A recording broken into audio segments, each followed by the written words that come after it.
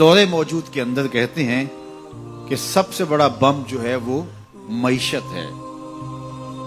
کسی قوم کی اگر معیشت کمزور ہو گئی، اقتصادی حالت پتلی ہو گئی، آج کے گلوبل ورلڈ میں اس کی کوئی عزت اور کوئی توقیر نہیں رہتی.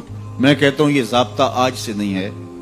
یہ جاہلی نظم جو موجودہ مہذب دنیا کے اندر یہ جو جاہلی قانون اور ضابطہ ہے، یہ جاہلیت کے زمانے سے لے کے آج تک ہمیشہ کار فرما رہا ہے کہ جس کے پاس 4 ٹگے ہوتے ہیں اس کی بات بھی غور سے سنی جاتی ہے، اور جس کے پاس دولت نہیں ہوتی اس کی سمجھداری پر مشتمل باتوں کو بھی حفوات کہہ کے رد کر دیا جاتا ہے. اور اگر آپ کے گھر میں دانے ہیں تو آپ کے کملے بھی سیانے ہیں، اور اگر آپ کے پاس کچھ نہیں ہے اور آپ فصاحت و بلاغت کے امام ہیں تو آپ کی بات کی کوئی اہمیت نہیں ہے. عربی کا ایک شعر ہے کہ فصاحت و صحبان و خط و ابن مکلا و حکمت و لقمان و زہد و ابن ادہمی اذا اجتمعت فی المرء والمرء مفلس فلیس لہ قدر بمقدار درہمی. صحبان جیسی فصاحت ہو، ابن مکلا جیسا خط ہو، ابراہیم ادہم جیسا زہد ہو، اور لقمان جیسی حکمت ہو، اور یہ ساری چیزیں ایک وجود میں جمع کر دی جائیں، یہ ساری خوبیاں ایک شخص میں جمع ہوں، والمرء مفلس، لیکن وہ شخص ہو غریب، فلیس لہ قدر بمقدار درہمی، تو اس کا ایک کوڑی مول نہیں ہے. یہ دنیا کا ضابطہ ہے، یہ دنیا کا جھوٹا نظم ہے، اور شروع سے آج تک یہ قانون دنیا کا اندھا قانون کار فرما ہے. تو اگر آپ کے پاس دولت نہیں ہے، آپ کی معیشت مضبوط نہیں ہے، آپ اقتصادی حالت کمزور رکھتے ہیں، تو پھر نہ آپ کی بات سنی جائے گی اور نہ آپ کی کوئی توقیر ہوگی.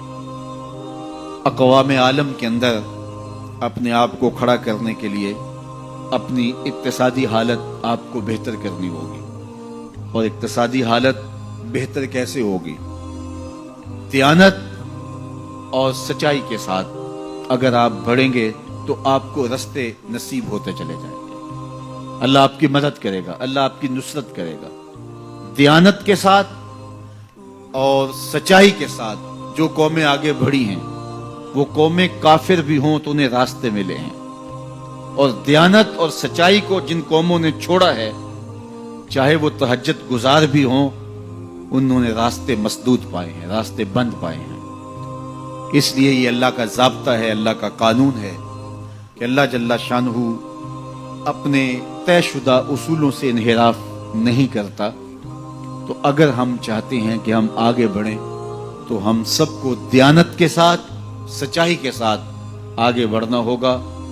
جن قوموں کے اندر خیانت آ جاتی ہے، وہ خیانت کسی بھی رنگ اور کسی بھی روپ میں ہو، وہ قومیں کبھی بھی آگے نہیں بڑھ سکتی، وہ قومیں پیچھے رہ جاتی ہیں.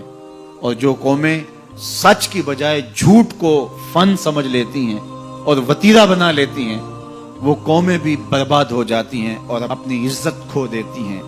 آج دنیا کے اندر اگر ہم نے عزت کو حاصل کرنا ہے تو ہمیں دیانت اور سچ کو تھامنا پڑے گا. میں یہاں بیٹھ کے یہ بات کر رہا ہوں، میری بات آپ تک اور سوشل میڈیا کے ذریعے کچھ لوگوں تک تو پہنچ سکتی ہے، لیکن میں اس کے باوجود یہ بات اس لیے کر رہا ہوں، کم از کم جو میرے حصے کا کام ہے اس سے تو میں عہدہ برا ہو سکوں، اور آپ بھی اپنے حصے کے کام سے کبھی بھی غافل نہ ہوں. آج ایک مزدور جو 8 گھنٹے کام کرتا ہے، اس کے سر پہ مالک کھڑا نہ ہو تو وہ خیانت کرے تو اسے سوچنا چاہیے کہ اس نے اللہ کو جواب دینا ہے، اور اس کی کمائی میں کبھی بھی برکت نہیں ہو سکتی.